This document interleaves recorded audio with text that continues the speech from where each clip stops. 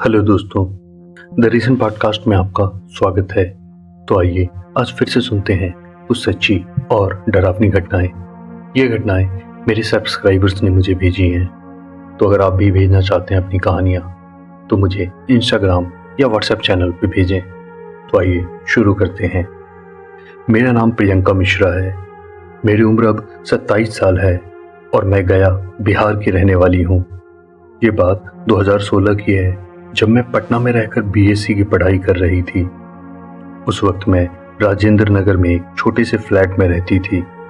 मेरी रूममेट का नाम था स्नेहा। हम दोनों ने नया फ्लैट किराए पर लिया था क्योंकि कॉलेज से वो लोकेशन सबसे पास पड़ता था। शुरू के कुछ दिन सब कुछ ठीक रहा, लेकिन कुछ हफ्तों बाद मुझे महसूस हुआ कि उस फ्लैट में कुछ ठीक नहीं है।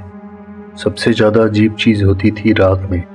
जब भी रात 2:45 के आसपास होते तो मेरी नींद खुल जाती, लेकिन ये नींद नहीं, मैं बस अपनी आंखें खोल पाती थी, हिल नहीं सकती थी। उस वक्त मेरे ऊपर एक अजीब सा बोझ होता था और अक्सर मुझे लगता कि मेरे बगल में कोई बैठा है, कोई देख रहा है मुझे।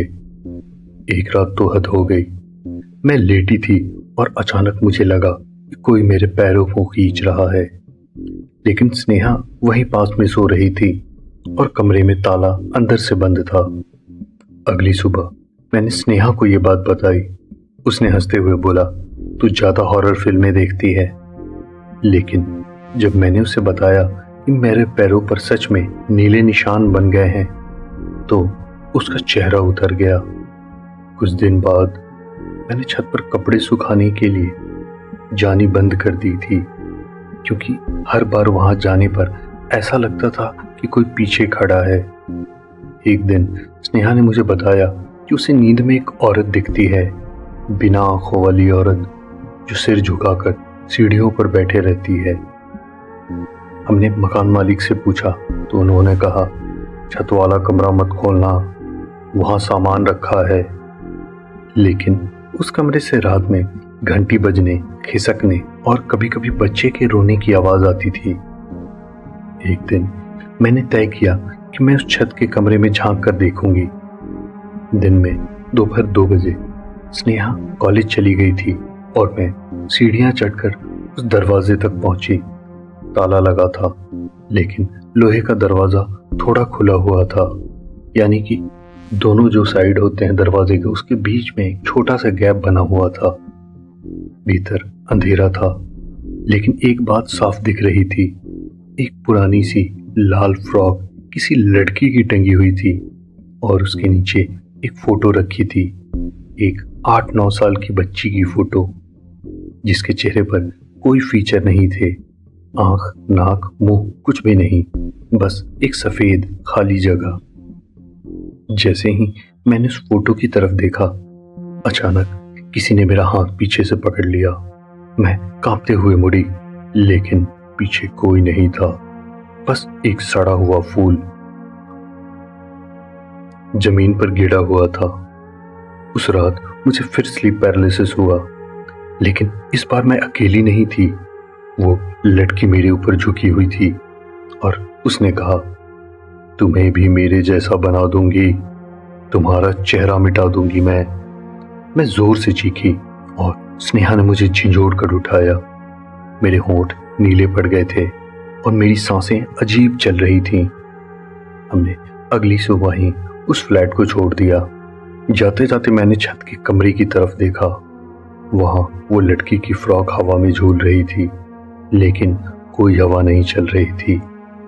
मैं आज भी जब नींद में पैरालिसिस महसूस करती हूँ तो लगता है कि वो अभी भी किसी छत पर बैठी है, चेहरा ढूंढती हुई, अगला शिकार तलाशती हुई।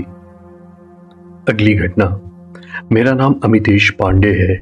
मैं अभी 29 साल का हूँ और देहरादून में एक प्राइवेट कंपनी में नौकरी करता हूँ। ये घटना 2014 की है, जब मैं उत्तराखंड टूरिज्म डिपार्टमेंट में एक अस्थायी रिसर्चर के तौर पर काम करता था। हमें पहाड़ियों के कुछ अनछुए गांवों पर डॉक्यूमेंटेशन करना था, जो आज भी बाहर की दुनिया से कटा हुआ है। ऐसे ही एक गांव का नाम था मोंटी, एक जगह जो मानचित्रों में भी ठीक से दर्ज नहीं थी। मेरे साथ एक लोकल गाइड था, गोविंद।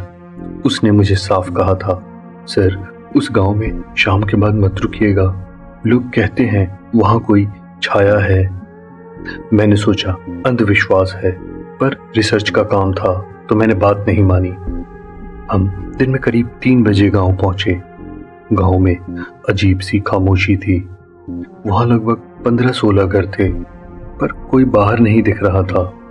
बच्चों की आवाजें तक नहीं, बस एक पुरानी मंदिर की घंटी हर थोड़ी देर में खुद ब खुद बजती रहती थी।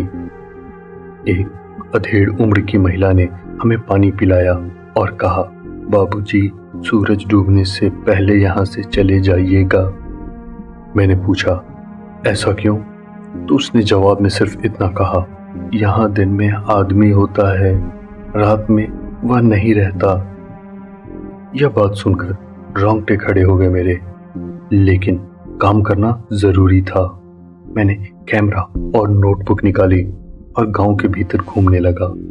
तभी एक टूटी फूटी झोपड़ी दिखी, जिसमें अंदर से किसी के फुसफुसाने की आवाज आ रही थी।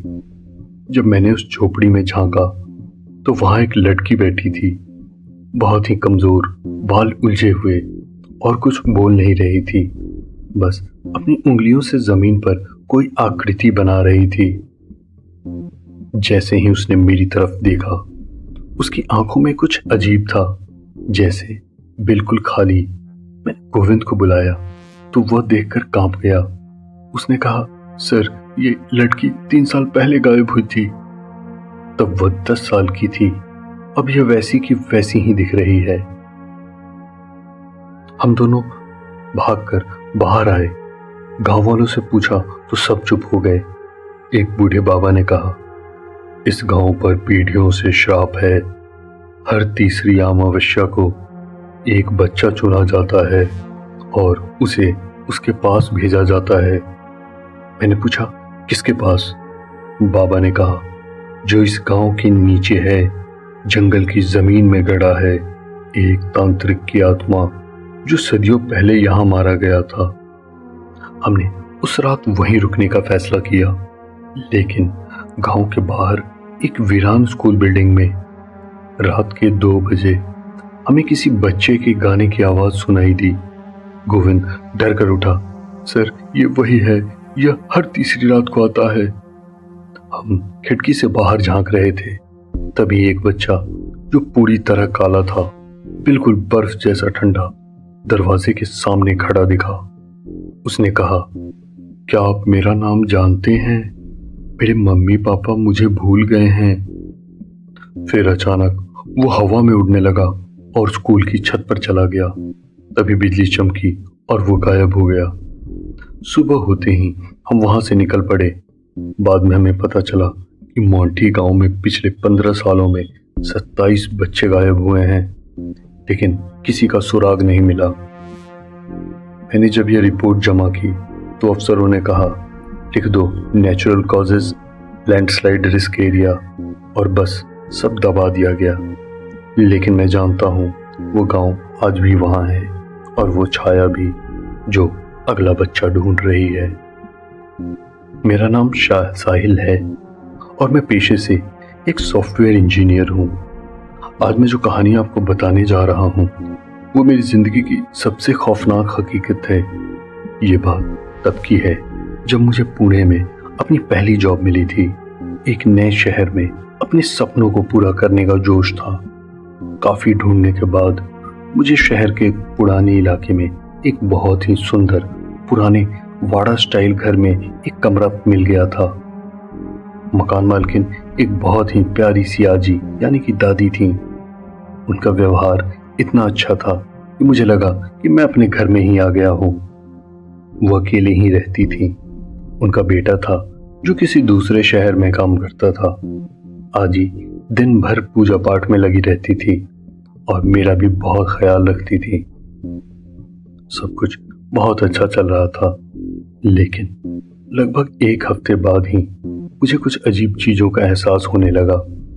रात में जब मैं सोने जाता तो मुझे किसी औरत के सिसकने की बहुत हल्की सी आवाज सुनाई देती। आवाज इतनी धीमी होती थी कि मुझे लगता था कि शायद ये मेरा वहम है या बाहर गली से आ रही होगी।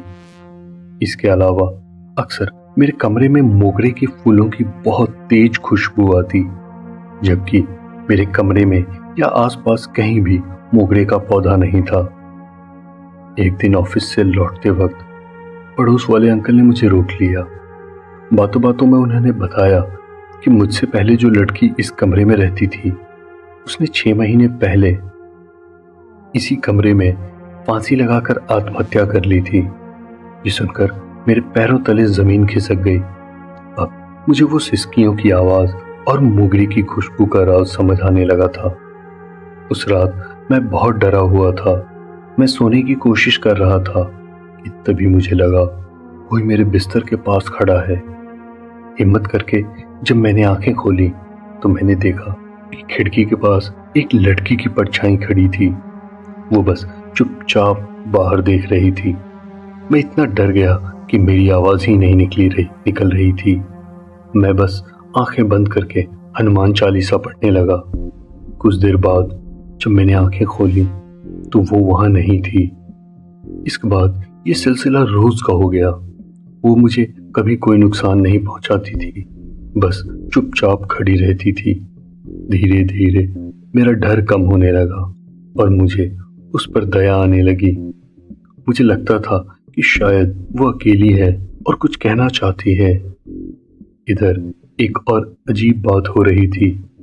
जब से मैं यहाँ आया था, आज मुझे रोज सुबह चाय और नाश्ता देती थी और कहती थी कि बेटा, तुम परदेश में अकेले रहते हो, खाना ठीक से खाया करो।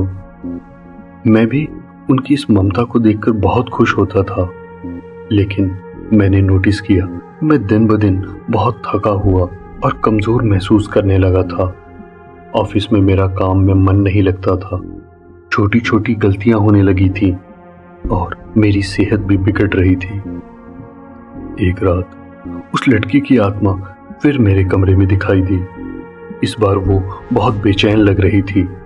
उसने कांपते हुए हाथ से आजी के कमरे की तरफ इशारा किया। मुझे कुछ समझ नहीं आया। फिर उसने मुझे कुछ तस्वीरें दिखाने की कोशिश की। एक गुस्से वाला आदमी का चेहरा, एक छोटा सा ताबीज और जलता हुआ दिया। अगले दिन आजी किसी काम से बाहर गई हुई थी। मुझे उस आत्मा का इशारा याद आया। मैंने हिम्मत करके आजी के कमरे में जाने का फैसला किया। उनके पूजा घर में एक छोटा सा लकड़ी का संदूक रखा था। मेरा दिल बहुत तेजी से धड़क रहा था, लेकिन मैंने कांपते हुए हाथों से वो संदूक खोला। अंदर जो था उसे देखकर मेरी रूह कांप गई। संदूक में मेरी एक फोटो रखी थी, जिसके ऊपर सिंदूर और हल्दी लगी थी और उसे एक काले धागे से लपेटा गया था। मेरी फोटो के साथ साथ उस लड़की की और कुछ और नौजवान लड़कों की तस्वीरें भी थीं, जिनके साथ ठीक वैसा ही किया गया था। वहां कुछ नींबू, सुइयां और अजीब सी दिखने वाली राख भी रखी थी। मैं समझ गया कि ये प्यारी सी दिखने वाली आजी एक बहुत ही खतरनाक औरत है, जो मुझ पर और मुझसे पहले वाले किराएदारों पर काला जादू करती आ रही है। वो अपनी ममता का दिखावा करके हम जैसे नौजवानों की तरक्की, सेहत और जिंदगी की ऊर्जा के वो अपनी बेटी के लिए इस्तेमाल कर रही थी। तभी दरवाजा खुला और आजी अंदर आ गई। मुझे अपने कमरे में देखकर और हाथ में वो संदूक देखकर उनका चेहरा एकदम बदल गया। वो ममता भरी मुस्कान एक खौफनाक गुस्से में बदल गई। वो चीखने लगी, तुझे पता चल गया, अब तू यहां से जिंदा नहीं जाएगा। उन्होंने दरवाजा बंद कर दिया और मेरी तरफ बढ़ने लगी। मैं बुरी तरह फंस चुका था। तभी अचानक कमरे की बत्तियां जलने बुझने लगी और वो लड़की की आत्मा मेरे और आजी के बीच में आकर खड़ी हो गई। उसका रूप बहुत भयानक था। उसे देखकर आजी भी डर के मारे पीछे हट गई। मुझे मौका मिल गया और मैं आजी को धक्का देकर वहां से अपनी जान बचाकर भागा। मैंने वो घर उसी रात छोड़ दिया। मैं पुलिस के पास भी गया, लेकिन मेरे पास काला जादू का कोई प्रूफ नहीं था। मेरी बातों पर कोई यकीन नहीं कर रहा था। आज भी वो औरत उसी घर में रहती है, शायद किसी नए शिकार की तलाश में। मैं उस हादसे के बाद पूरी तरह बदल गया हूँ। मैं आज उस लड़की की आत्मा का शुक्रगुजार हूँ जिसने अपनी जान पर खेलकर मेरी जान बचाई।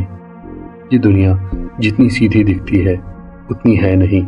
कभी कभी सबसे मासूम चेहरों के पीछे ही सबसे खतरनाक शैतान छुपा होता है।